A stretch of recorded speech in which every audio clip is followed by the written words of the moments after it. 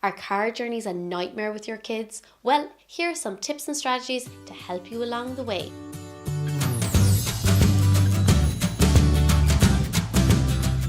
Hi everyone, and welcome back to the My OT and Me channel.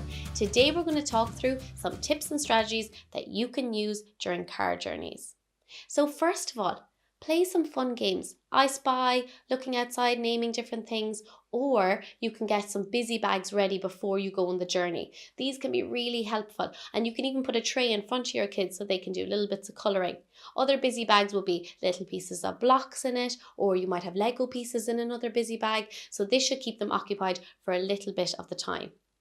The other thing to consider is if your child gets very fidgety and overstimulated during car journeys, it is worth doing some heavy work exercises before they go into the car. By heavy work, I mean lots of pushing and pulling and crashing and banging. So it might mean lots of trampolining, wheelbarrow walks, play wrestling, a little bit of boxing, or it could mean doing some digging in the garden or pulling their wagon outside full of things.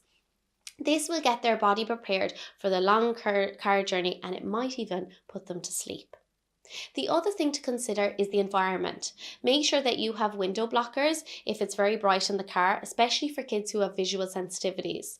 It's also worth investing in a weighted lap pad for over their lap, which can keep them nice and regulated and snug in the car seat. If you've got chewers who like to chew on the seatbelt or chew on their clothing during journeys, it's worth having a chewy tool with you that can be prescribed by your OT or your speech and language therapist.